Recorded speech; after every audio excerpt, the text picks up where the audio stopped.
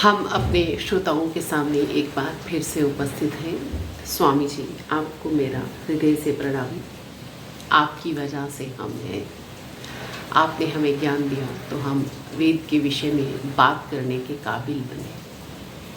तो गुरुजी, आपने पिछली वीडियो में हमें ज्ञान दिया कि यज्ञ करने चाहिए, यानी माता पिता, गुरु, अतिथि और परमात्मा की भक्ति यज्ञ से करनी चाहिए, अग्निहोत्र से करनी चाहिए।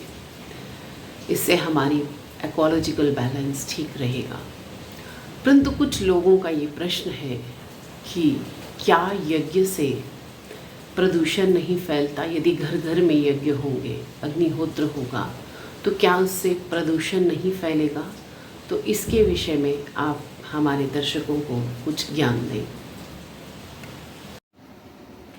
देखो, पॉल्यूशन तो धुएं से उठता है,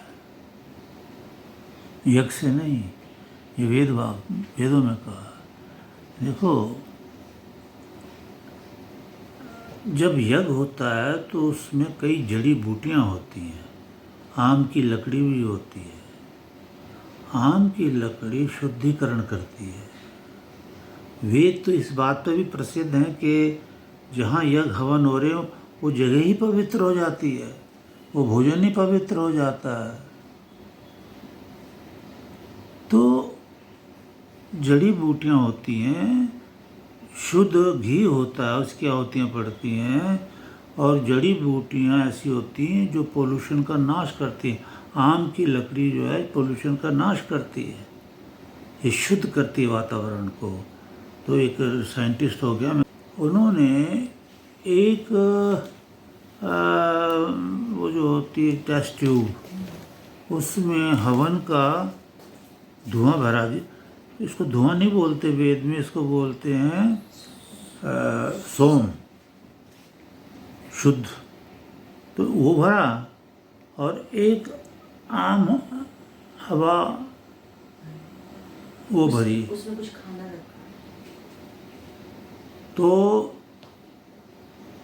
दोनों जो रखे, तो जो जिस ट्यूब में वो था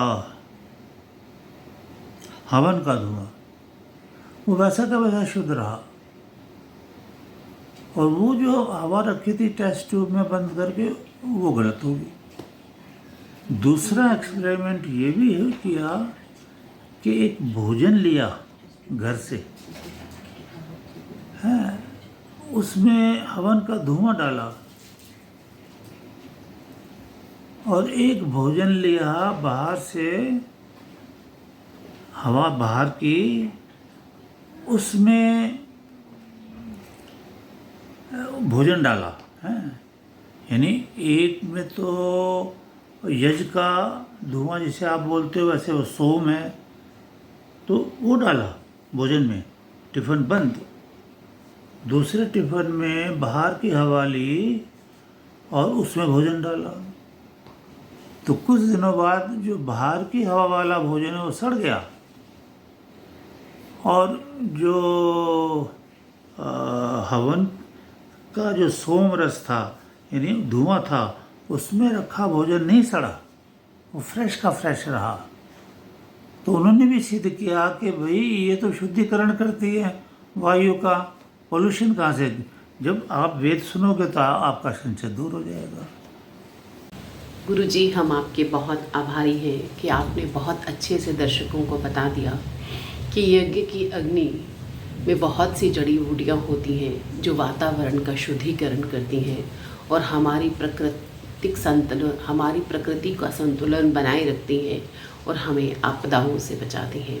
तो मुझे उम्मीद नहीं, विश्वास है कि श्रोतागण जो कहते हैं कि यज्ञ से प्रदूषण होता है, उनका ये कॉन्सेप्ट स्वामी जी के द्वारा बिल्कुल अच्छे से क्लियर हो गया होगा। और अब मैं उम्मीद करती हूँ कि हम अग्निहोत्र जो ईश्वर का एक नियम है उसको साथ लेके चलें। अगर आपका किसी का कोई भी प्रश्न हो तो आप हमें कमेंट बॉक्स में ज़रूर लिखिए। हम स्वामी जी तक आपका प्रश्न पहुंचा देंगे और उम्मीद करती हूँ कि गुरु जी कृपा करेंगे, उनके प्रश्नों के उत्तर भी देने की। ओम ओम ओम।